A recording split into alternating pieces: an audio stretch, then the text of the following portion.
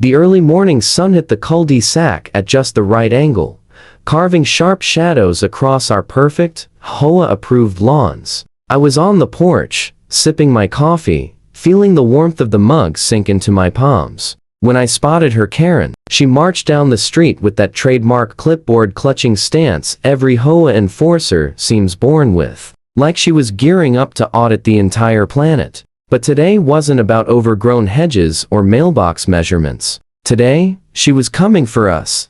I didn't notice right away. It was the blur of color that made me pause. Emma, my wife, was strolling up our driveway, casually swinging a brand new designer handbag like it weighed nothing. It wasn't gaudy or loud, just that quiet, expensive kind of elegance that turns heads without trying. And Karen, apparently, was one of those heads. Her expression changed in an instant, mild curiosity melting into full-on scandal. Her jaw locked tight, her eyes narrowing as if she were witnessing a felony in progress. I could almost hear her thoughts grinding. How dare she? Before I could even greet her, Karen was already at the edge of our lawn, glaring at Emma's handbag like it was a biohazard.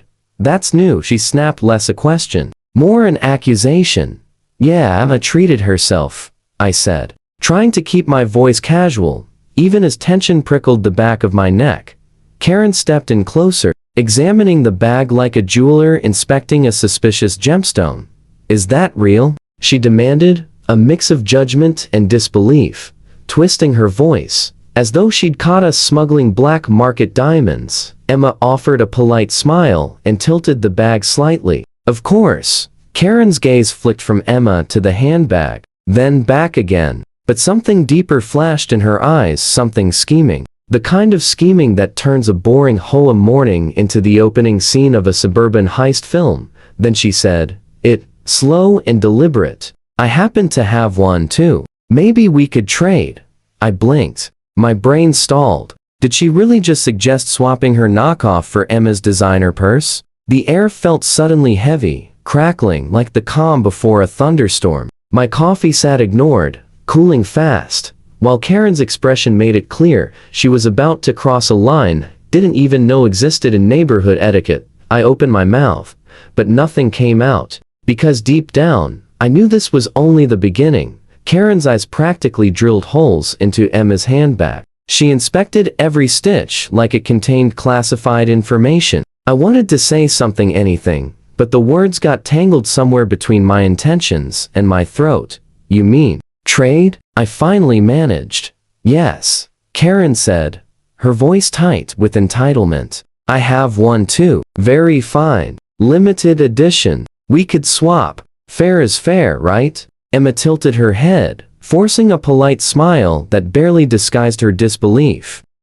Thanks. But we really like this one. Karen's lips thinned. Her jaw twitched. You could practically hear the Hoa gears grinding inside her skull. She wasn't going to take no. She was going to escalate, and escalate she did. She whipped her purse off her shoulder and unzipped it with dramatic flair, revealing a handbag that, let's be honest, looked like it came from a roadside stall off Highway 17. The leather was stiff, the stitching uneven, and the logo. Oh boy, that logo looked like it lost a fight with the heat press. See? Karen said proudly, pointing as though she'd unveiled the Mona Lisa. Limited edition. Very rare, very collectible. I coughed out a laugh, trying to mask rising panic. Collectible, huh? Emma raised an eyebrow and crossed her arms. That's nice, Karen, but we're really happy with ours. It's sentimental, Karen huffed, producing that specific suburban storm cloud sound that signals a meltdown is incoming.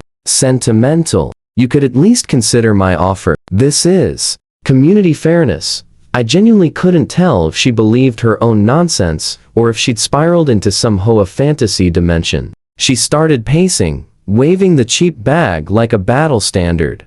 More neighbors drifted out of their houses, drawn by the escalating drama. Kids stopped mid-bike ride. Mr. Reynolds shuffled onto his porch, squinting as he'd stumbled into live local theater.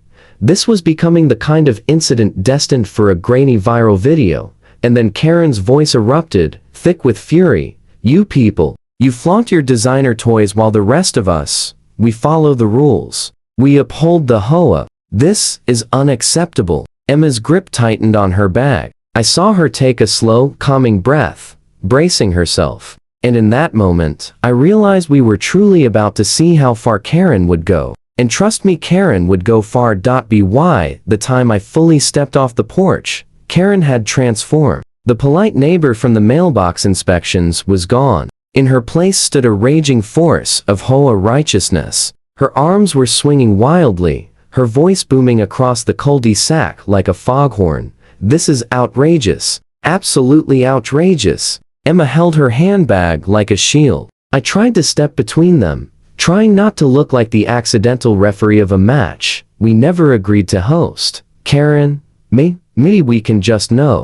mate, she snapped, slicing the air with her hand. You people think you can flaunt luxury while the rest of us follow the rules. I'm reporting this to the Hoa. Normally, I'd assume she was bluffing, but Karen doesn't bluff. She complains about the wind chimes decibels. She files reports on holiday lights. She is the reason our Hoa newsletter includes a section titled Respectful Conduct Reminder. She yanked a sheet from her clipboard like a judge unveiling a verdict. I've documented this. I have witnesses. This display of extravagance is not just selfish, it is a violation of community decency. Emma gave me a look, a mix of disbelief and trying not to laugh. Community decency? She muttered. But Karen wasn't done. And I am offering you a chance to make it right, she declared, raising her knockoff like it was Excalibur. We can trade. I blinked faster now, overwhelmed by the sheer absurdity. Karen, literally nobody asked to trade anything. And this, I gestured to her bag, is not a fair offer. Karen gasped dramatically, hand flying to her chest. Not fair? It's balanced. We all live here. We all contribute. You cannot flaunt designer goods without consequences. Just then our neighbor, Callahan, who had been quietly watering her petunias, spoke up. Karen, this is a bit extreme. Karen spun around as if Callahan had committed treason. Extreme? You watch, Elizabeth. If this is allowed, where does it end? Rolexes? Private jets? We cannot tolerate this in our community. The tension grew thicker. The air itself felt electric. Emma's grip around her handbag tightened again, a small, defiant gesture, but powerful enough to shift the air around us. That's when it fully hit me. This wasn't about a handbag anymore. This was about control, pride, and Karen's unwavering conviction that she was the moral authority of our street. Then she dropped the bomb. I've already drafted the email to the Hoa board, she announced. Copies to every resident. They need to know what's happening on the street. My stomach plummeted. This wasn't a dramatic outburst anymore. This was a battleground. By mid-afternoon, the cul-de-sac resembled a scene straight out of a suburban thriller. Curtains twitched. Kids abandoned their bike races. And Karen? She stationed herself at the end of her driveway like a commander preparing for war, clipboard held with righteous intensity. Emma stepped outside, her designer handbag resting calmly against her hip. Karen, she said, her voice steady, firm. We're not trading. Karen's eyes narrowed into thin slits. Not trading? Not even for fairness? Not even to maintain community spirit? The tension crawled up my spine like static. The air felt thick, almost buzzing with hostility, and the smell of fresh-cut grass only added to the surreal atmosphere. I tried to step in before things spiraled further. Karen, it's just a bag. Nobody is flaunting anything. Can we please just drop it? Karen responded with a dramatic sigh, the kind that suggested she alone bore the weight of civilization. Then, in a moment that left my jaw swinging open, she lifted her purse high above her head and waved it like a flag. You could at least consider. Look at this craftsmanship. I've invested. I've suffered. Emma didn't blink. We appreciate that, Karen, she said. But this isn't about the bag. It's about... She paused, carefully choosing a word that wouldn't ignite a wildfire. Boundaries. Karen's lips twitched, and she began pacing again. Boundaries? Oh, the boundaries have already been crossed, she declared. You flaunt luxury and call it normal. It's an affront to every rule, every principle, every Hoa guideline I've ever followed. I glanced toward the street. Mr. Reynolds was standing fully outside now, shaking his head in disbelief. Even the mailman had paused mid-delivery, watching as she'd stumbled upon a live gladiator match. Karen's hand twitched toward her clipboard as she prepared for her next dramatic assault. And then, with the theatrical pause that would make any soap opera jealous, she unveiled an alternative. Or, she said with heavy suspense, we could swap it just for a week. To experience it. I blinked hard. Swap it for a week? Yes, Karen exclaimed, her eyes blazing with conviction. We trade experiences. It's educational. Emma pinched the bridge of her nose. I felt a quiet sigh escape me. The absurdity was reaching new heights. Karen wasn't negotiating anymore, she was performing. She was delivering a full solo opera of entitlement, indignation, and misguided sophistication. The air froze, tension hovering like storm clouds ready to burst. And just when I thought we'd survived the worst, Karen's face hardened. Her next words cut through the air like a blade. If you refuse me now, I will take this straight to the HOA board, and you will regret it. Panic prickled at the edges of my chest. Emma's fingers tightened around the handbag once more, and in that moment, I knew Karen wasn't bluffing. When the HOA email finally arrived, the neighborhood had descended into full chaos. Karen had written what could only be described as a manifesto disguised poorly as a complaint.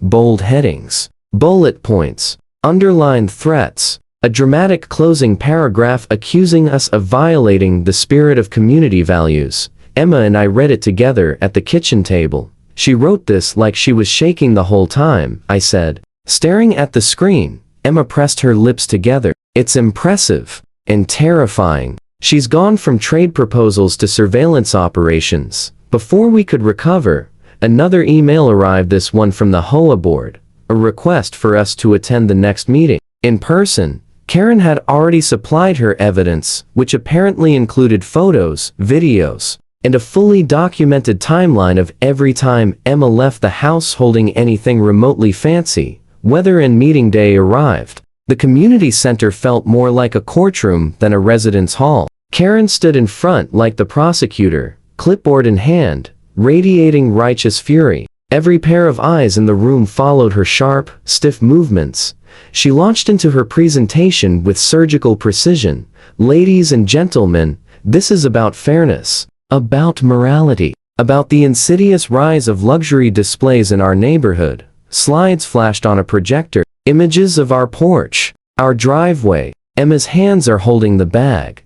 What began with a simple designer handbag, she continued, has become. She paused dramatically, a complete disregard for communal standards. Emma leaned over and whispered, we didn't sign up for this trial. My throat felt dry. Apparently, neither did anyone else, I murmured, noticing the uncomfortable shifting of neighbors in their seats. Mid-rant, Karen turned on me. And you, sitting there smugly, supporting this excess. Have you no shame? I opened my mouth to respond, but Karen blew past me, lifting her knockoff bag and dangling it like a threat. This could be yours. Consider it a lesson. The room went dead silent. My pulse hammered. Neighbors stared, some horrified, others fighting laughter. Then Karen fixed her gaze on Emma.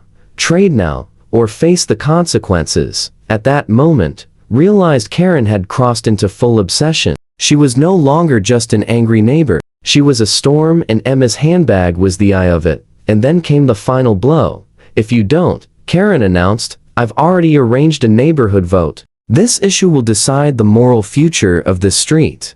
The room chilled. Every eye shifted to us. The drama was no longer a dispute, it was a community crisis. The day of the vote arrived, and our cul-de-sac looked like a suburban apocalypse. Signs declaring flaunting not allowed and community morality at stake were plastered on every lamppost. Arrows pointed accusingly toward our house. Kids rode by slowly, wide-eyed, unsure if they were witnessing a meltdown or the end of days. Emma and I walked toward the meeting, trying to stay composed. Her handbag, tucked firmly under her arm, felt like a symbol, a target, and a shield all at once. Karen was already there, standing on a folding chair like a war general rallying her troops. Neighbors, witness the injustice, witness the flaunting, she shouted, waving her knockoff like a sacred relic. Emma whispered, brace yourself. This is going to be ridiculous. It was an understatement. Karen presented her case with fiery passion, slides, charts, photos, from angles. No one should ever photograph another person's driveway. Luxury bags cause resentment. Knockoffs cannot replace moral equity. Designer handbags threaten the social fabric of our street. By the time she reached her grand finale, side-by-side images of her purse labeled comparable but not equal realized two things. 1. Karen had fully lost touch with reality. And 2. The neighbors weren't buying any of it. People were exchanging smirks, suppressing laughter, shaking their heads in disbelief. Then Emma stood, serene and confident. Neighbors, thank you for your time, she began. But this is just a handbag. No rules have been broken, no standards violated. And despite Karen's enthusiasm, we are perfectly happy with ours. A heavy silence followed. Karen huffed, sputtered, and seethed. Then Mrs. Callahan, our neighborhood's unofficial voice of reason, cleared her throat. I think we've seen enough, she said gently. Maybe it's time we all moved on. Karen's shoulders slumped. The storm, suddenly drained of wind, muttering about moral decay, she shuffled out, clutching her knockoff like a wounded trophy.